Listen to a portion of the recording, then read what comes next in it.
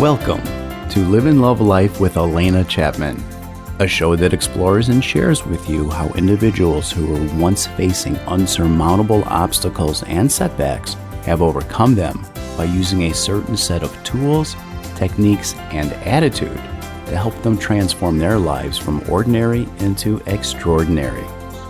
These same tools are shared with you here in this show so you too can lead a life that you love. And now, here's our host, Alena Chapman.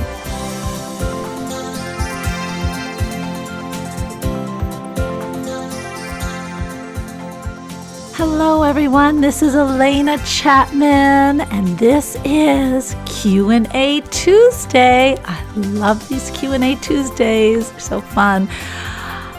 I get a lot of comments or letters, and one thing that is a very common theme that I am hearing is, I am not happy with me. I am not happy with my life. And they are mostly, when I talk to them a little bit further, the ones that I am able to talk to, I find that a lot of times they go to work, they come home, they watch TV, they eat dinner, they go to bed, they get up, go to work, come home, eat, watch TV, go to bed, and they're living this life that they're not happy with.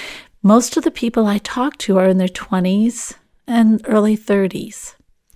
So I have a quote, and with that quote, I am going to then talk a little bit more about how that relates to all these people who are not happy with what they're doing and with themselves in their lives right now.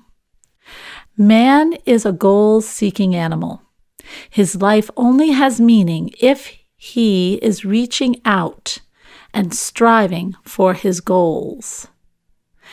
Now, that sounds like a very nowadays kind of quote, but do you know who really wrote that? It was Aristotle. Aristotle was a Greek philosopher, scientist, and physician. But his time was during the Greek era, which was 384 BC. But yet, the same concepts, the same problems, the same thoughts were going through at that time as nowadays. I find that very, very fascinating. What does he mean, goal-seeking? Well, we are the type of animal, as he states, that needs a goal, needs to feel like there's something more in our lives, like there's a purpose. We need to feel like we are striving towards that. We're growing towards that. We're ever evolving. And that's because of the spirit in us, which is always for greater expansion and expression. Always. And when we're missing this in our lives, we become stagnant. We become stuck in our habits, stuck in just doing what is required at the moment, or staying very confined, like going to work, coming home, eating, watching TV, going to bed. Very boring existence. And we become unhappy because we're not going anywhere. We feel there's no purpose. So what do we do with that? All right. One of the best things you can do for yourselves is to start to daydream. Just start to daydream. I know it sounds silly, and also a lot of people find it hard. To daydream means to get yourself thinking of things that you could do that you would have when you were a child. Remember how we used to daydream? We used to sit under the clouds, sit under the tree, and just dream of being a teacher, dream of being an astronaut, dream of being a fireman, dream of being a scientist. I always wanted to be a scientist. I remember I had an ant farm and a worm farm, and I was going to be a scientist, but I had them right next to each other, so guess what happened? The ants ate the worms. Well, that was my first scientific experiment. That didn't work so well. But these were daydreams we all had. We need to bring that back. We need to foster that.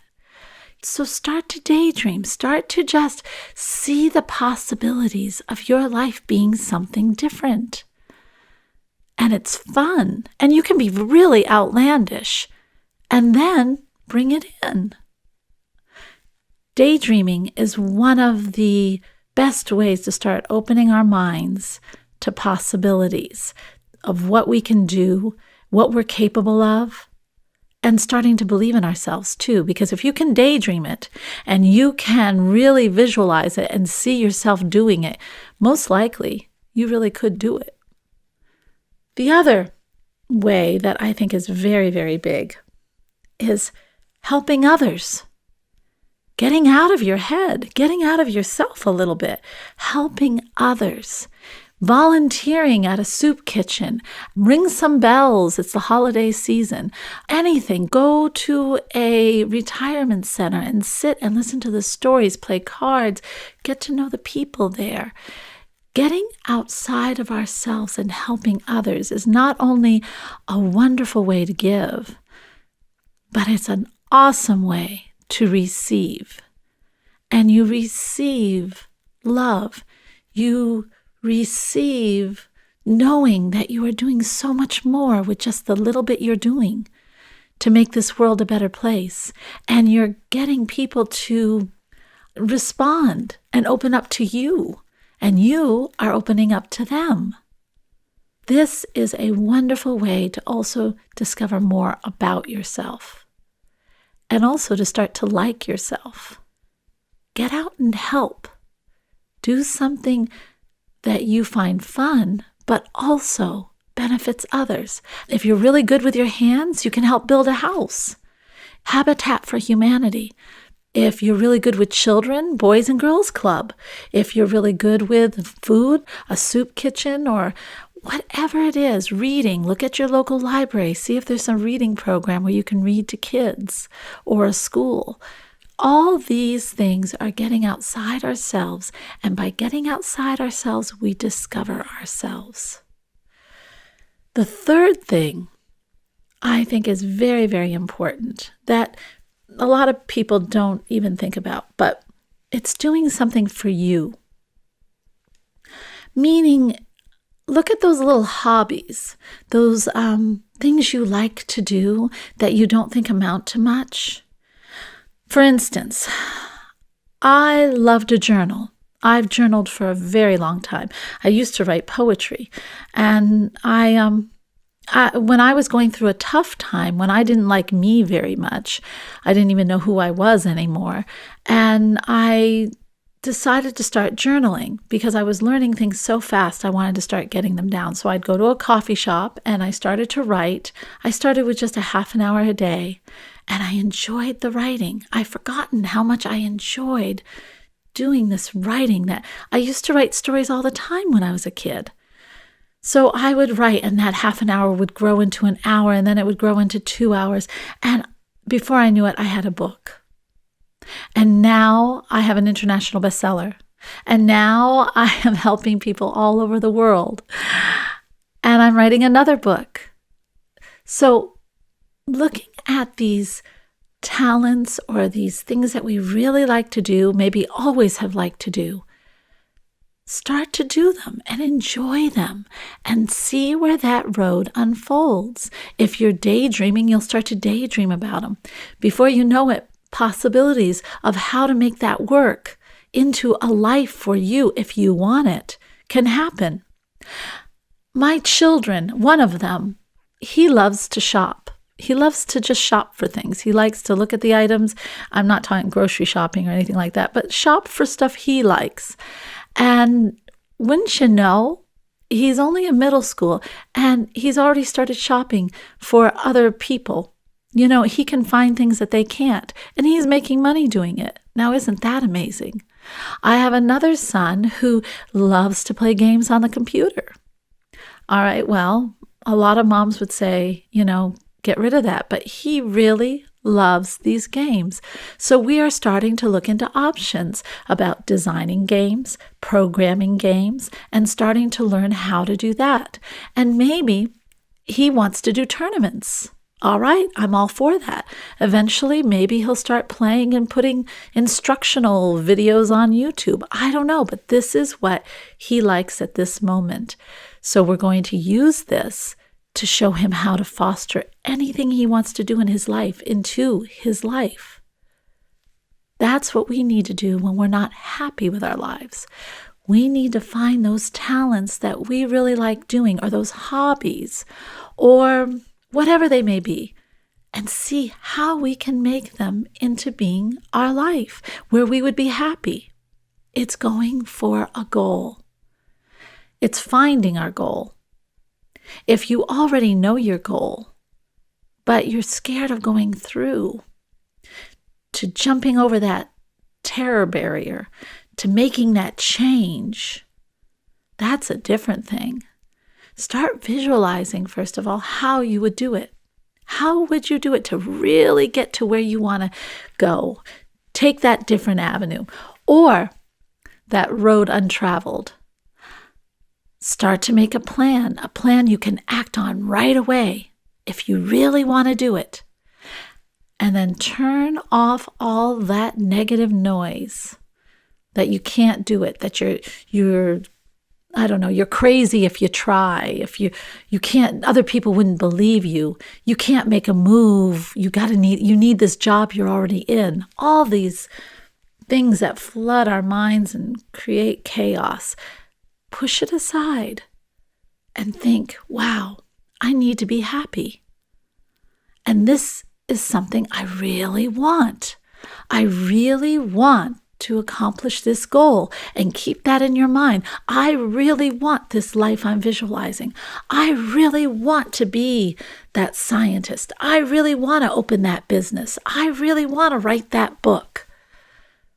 And start on it right away with a plan. And then be persistent. Keep going back and doing a little more, going back and doing a little bit more. And keep your mind open for where it's going to evolve. And before you know it, you are jumping over that terror barrier. That's a wall that keeps you in your place before, in that comfortable zone that's not so comfortable. And you are over it and into the life you want to live. So if you are going to work, coming home, eating, watching TV, going to bed, maybe going to work, coming home, eating, and instead, start journaling. Instead, start doing something towards the plans of a new business. Start looking for friends who might want to go into a business. Whatever it is, start laying your plan out instead of turning on that TV. Then read something inspirational before you go to bed. Do a little visualization about what your life is going to become. And man, you will be amazed how well you sleep. We need goals in our life. They knew it 384 BC, and it still applies now. We need to feel like our soul is growing. We need to have that constant expansion and that creating. That is who we are. So don't settle for that comfort zone of going to work, coming home, and doing nothing. Don't settle that is your life, because it doesn't have to be. And you are so capable of so much more. Start today. Make it your life.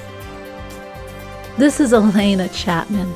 I hope this brings a little insight, and most of all, I hope a lot of you are getting up out of your chair and starting to write down that definite plan, or going outside and sitting under a tree and starting to daydream a little. I hope you're doing that right now. Whatever you do, make it an awesome day, and I look forward to talking to you again. All right, thank you, everyone. Take care now. Bye-bye. You've been listening to Live and Love Life with Alena Chapman. For more information on the show, its guests, or to contact Alena, please visit alenachapmanlife.com. Have an awesome day, and we remind you to live and love life.